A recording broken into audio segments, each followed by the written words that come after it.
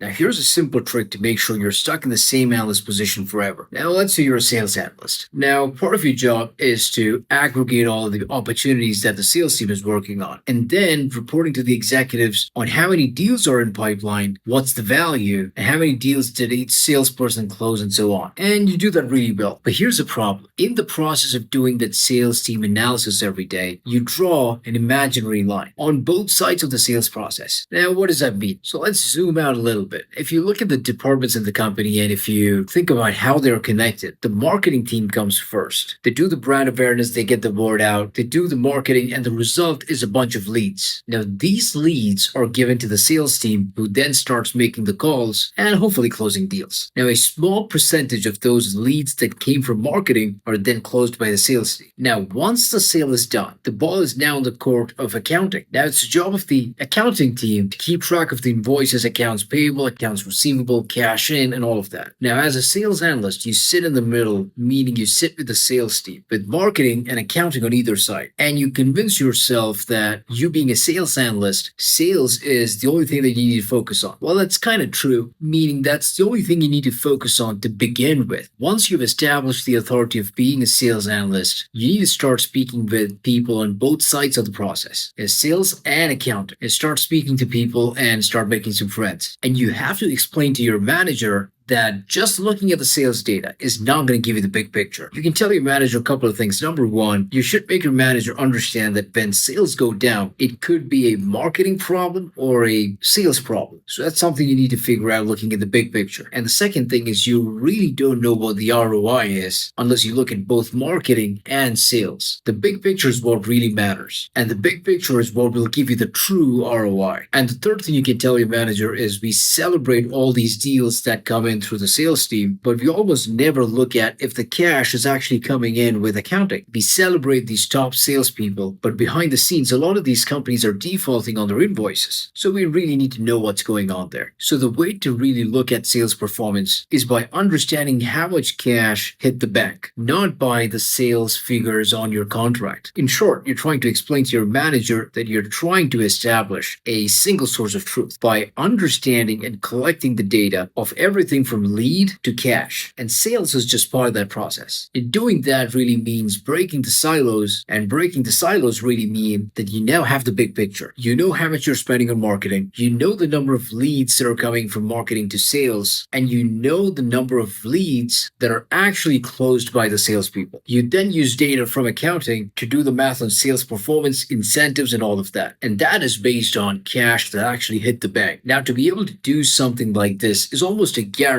that you will be way more valuable to your company. And that will eventually reflect in your paycheck. When you get paid $100,000, you got to think like a $200,000 analyst. And before you know, you'll be making way more money than you'd ever imagine. I'll leave you with that thought.